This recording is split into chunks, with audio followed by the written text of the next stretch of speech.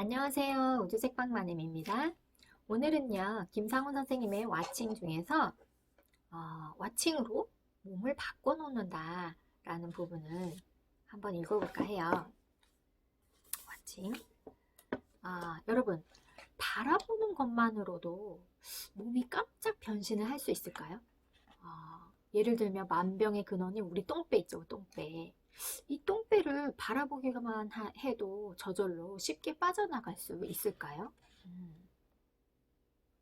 보통 이 똥배는요, 무의식적으로 찌는 살이래요. 그래서 이 저자는요, 밤마다 11시마다 동네 운동장을 걷는 습관이 있어서요, 자꾸자꾸 이제 배가 출렁이는 느낌이 들도록 일부러 바라보면서 열심히 걸어서 그 똥배를 뺐대요.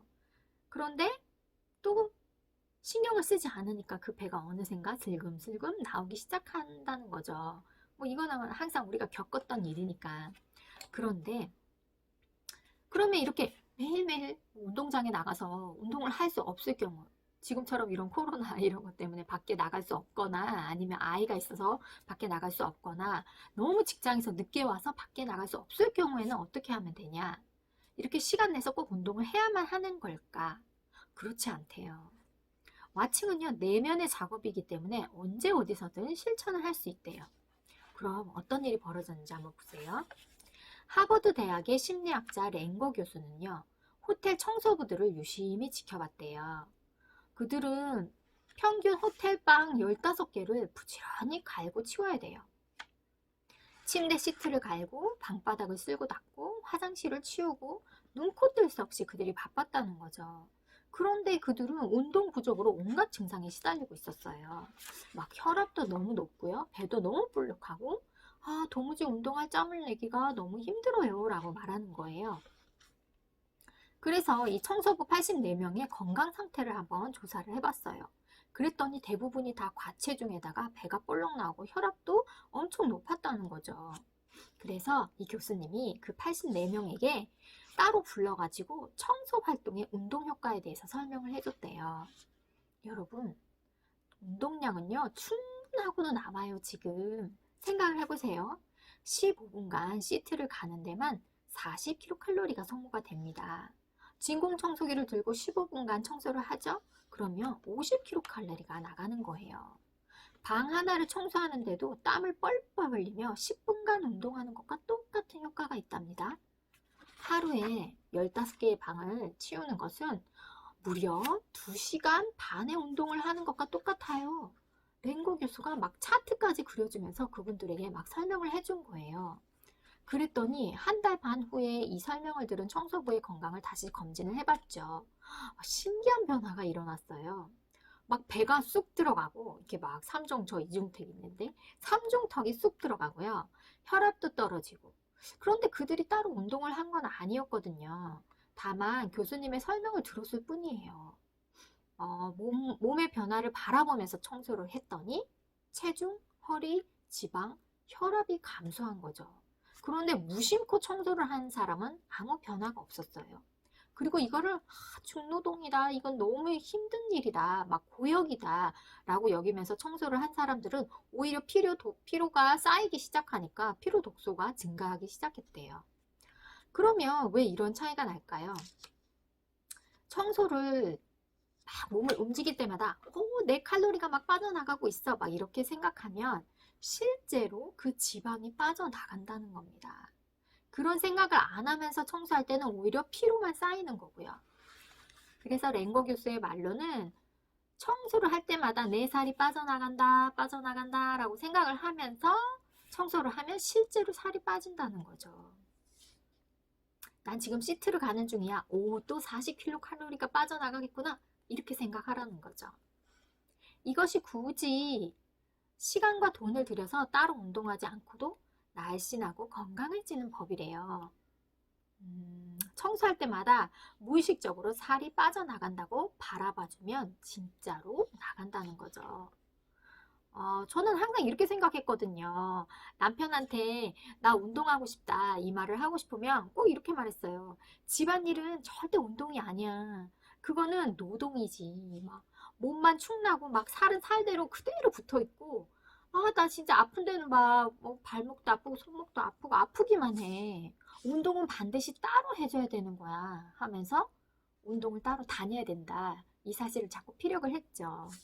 그런데 이제 이 글을 만약에 제 남편이 읽는다면, 겁봐. 어? 운동 따로 할 필요 없잖아. 그냥 집안일이 운동이라 생각하고 해. 이럴 거 아니에요.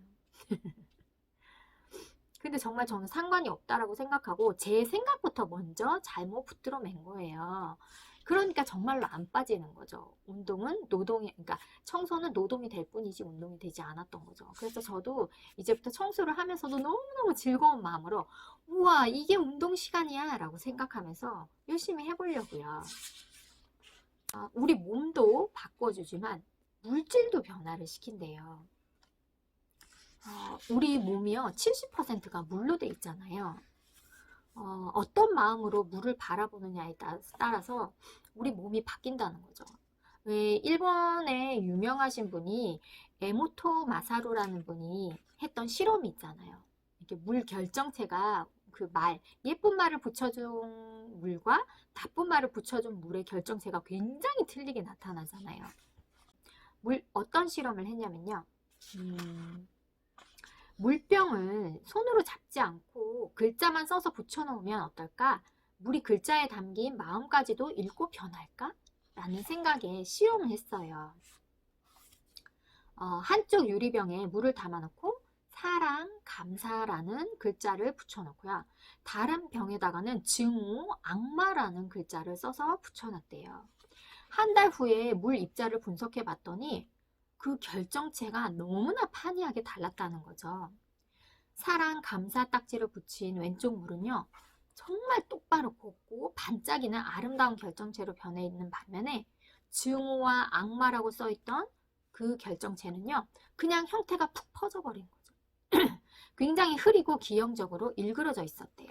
단어에 담긴 사람의 마음을 두뇌도 없고 글자도 읽을 수 없는 물이 어떻게 읽었을까? 그 마음을 어떻게 읽었을까요? 우리가 매일 먹는 밥도 마찬가지래요.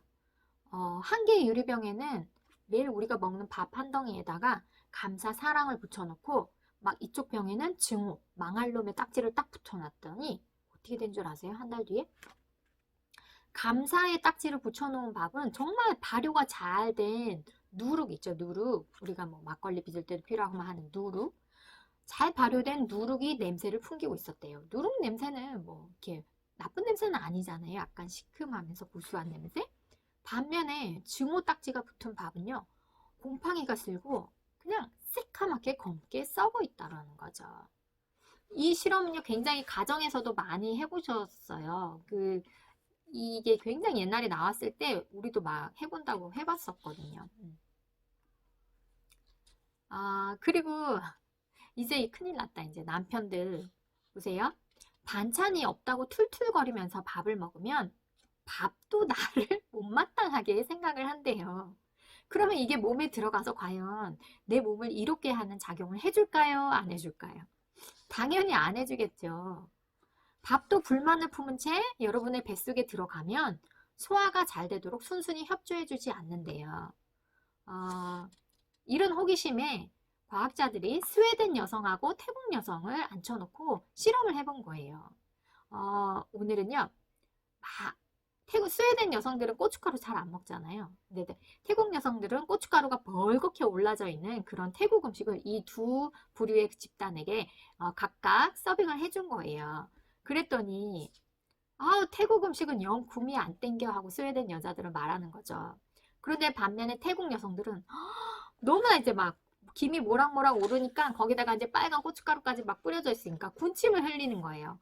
야, 맛있겠다. 막 공짜로 오늘 이런 음식도 먹다니 진짜 감사한 일이야. 막 이러면서 이게 웬 떡이냐 하고 똑같은 음식을 맛있게 먹었죠. 스웨덴 여자분들은 굉장히 꾸역꾸역 이제 먹은 거죠.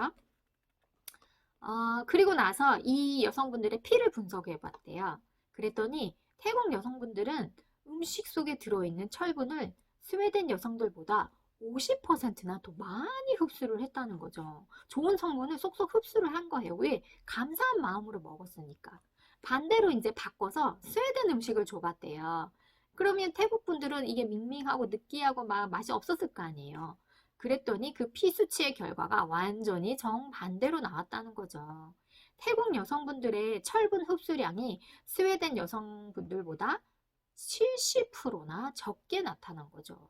이게 무슨 말이냐? 음식을 먹었는데 영양소가 하나도 흡수가 안 된 거예요. 굶은 거나 다름없다 이 말입니다.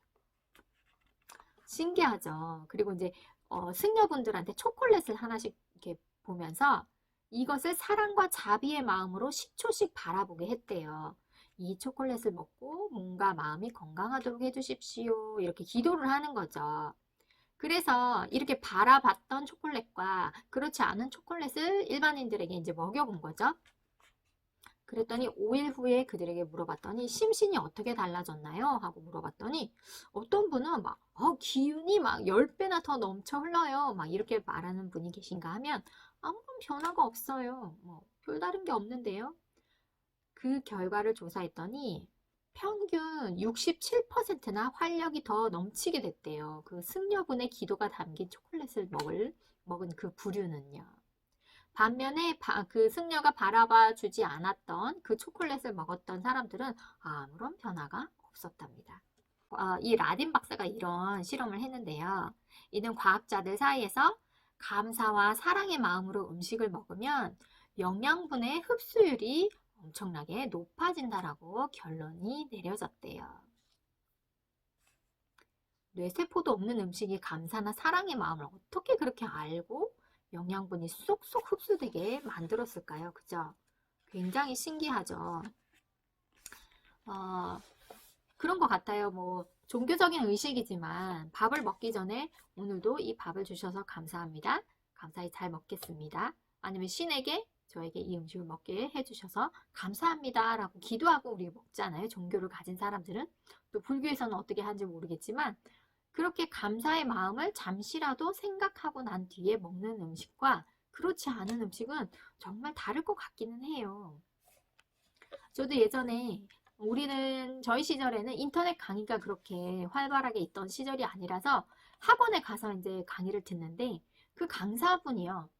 50대에 조금 넘으셨죠?